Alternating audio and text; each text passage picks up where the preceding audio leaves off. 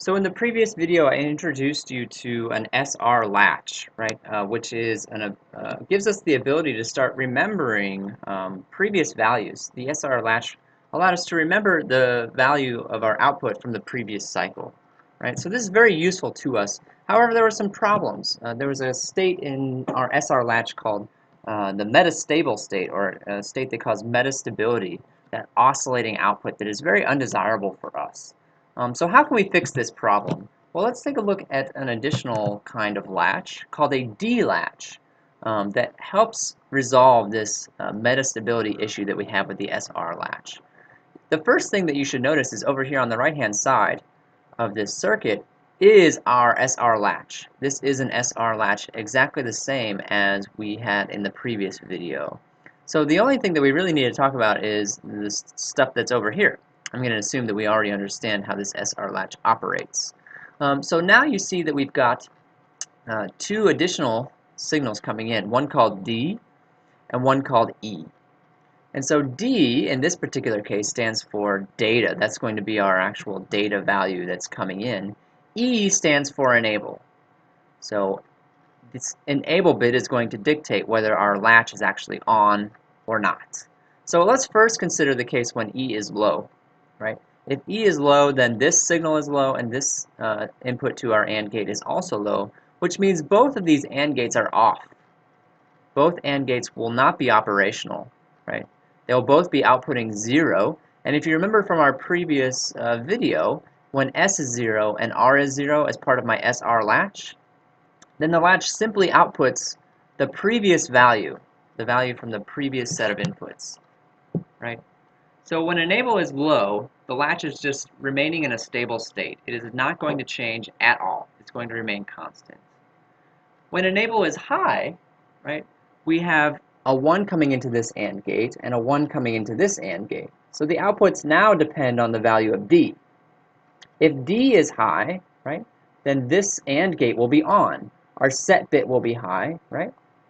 But because of this inverter over here, this output will be low, and reset will be low as well. So we're in the case where S is high and R is low. That's going to set Q to be high based on our SR latch. If enable is high and D is low, then this AND gate will be off. S will be 0, right? But this AND gate will now be on. So R will be high, which means that the value of Q will be 0. You can see that with this additional set of gates, this additional configuration of gates here, there is no possible way for S and R to ever both be high at the same time.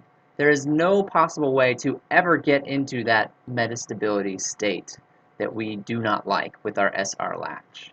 So this additional these additional gates, right, as well as these inputs, is called a D-latch. It's an improved version of our SR latch that solves some of those problems that we talked about. Here's the truth table for our D-latch.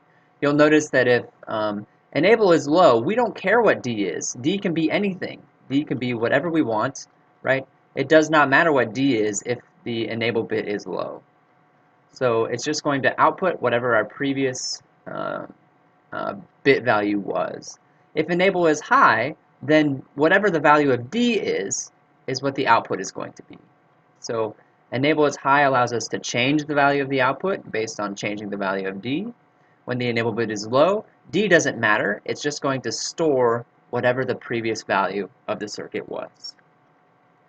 So this is great, right? This is a very useful piece of circuitry that we can use to store information in our circuits, but we can actually do a little bit more with it. So this is called a flip-flop. You can see that the components here are two D-latches, right? Two D-latches, right? And what this component is trying to solve, the problem that we're trying to solve with this particular circuit, with these two D-latches wired together, is that, you know, this enable being high, right? Enable can be high for very long periods of time, potentially. Very, very long periods of time, which means that whatever D is going to get put through to the output. But we want to be able to synchronize our circuits. It's going to become very important to us as the course goes on to synchronize our circuits so that certain things are happening together at the same time. And if we want to be able to synchronize our circuits, we need to be able to restrict the changing values of our updates to very, very small moments in time. So right now, because we're dependent on the value of E, right, E could be high for a very, very long period of time, which means the changes would be happening too fast for us to be able to synchronize them appropriately. We need to be able to only allow those changes to occur at a very, very, very small period of time, and that's the problem that the D flip-flop solves for us. So let's take a look at how this D flip-flop works. I've got two D latches, right, wired together along with an inverter. So I've got this signal here, we call it clock, right, that's going into both latches, although it's inverted into this first one. And then the output of the first latch is going to become the D input of the second latch. So what's going to happen? Let's first take a look at the case when this clock signal is low. That means that this D latch will be enabled. It will be on, right? So whatever this D value is will be passing through this latch. If D is high, Q will be high. If D is low, Q will also be low because this enable circuit is on.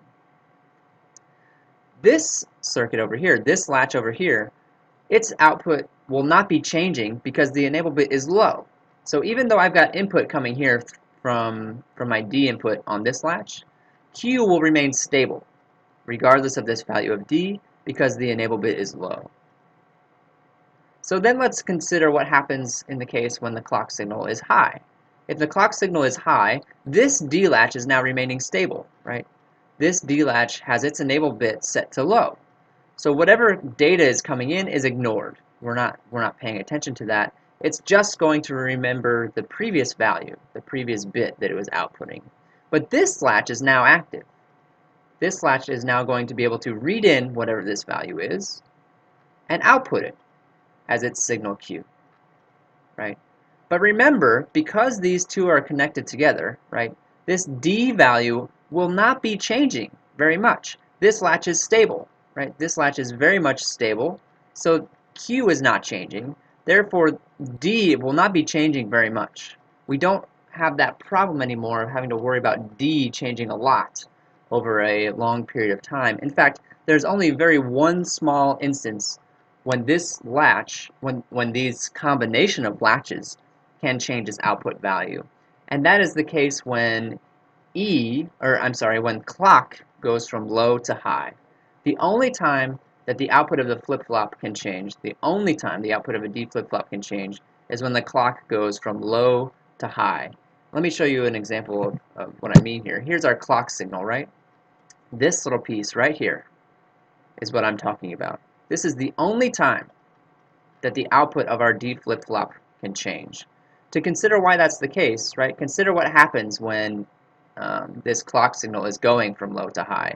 It's starting in the low state, right, which means that this latch is active, it's accepting inputs, right, but this latch is stable, this latch is not doing anything, so the output will not change at all throughout here, right. Anytime this is low, the output will not change at all. And so when we move from low to high, we call this the rising edge of our clock cycle, right? I'm going from low to high. What happens? Well, the output of this D latch now becomes locked in. It becomes stable, right? And then the D latch can now interpret whatever this output is and output it for itself. But since this D latch, right, is stable during this high signal, the output of the flip-flop cannot change during the high part of the cycle either. The only time that it can change is when the clock signal is moving from low to high. This is very important, right? If we were just using a single latch, the output could change at any point when the signal is high. That makes synchronization tough because we're trying to synchronize over a longer period of time. Now we've restricted ourselves to only updating on this rising edge, so I can only update here, I can only update here, and I can only update here. And this is going to make synchronization of our circuits so much easier. Let's finish this video with a little example. Here we see two circuit component diagrams, right? This one on the left is a latch. This one on the right is a D flip-flop.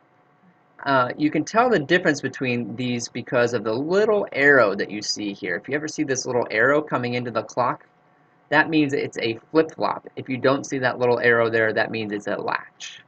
So if I give you this set of inputs, right, here's my clock signal right here, right?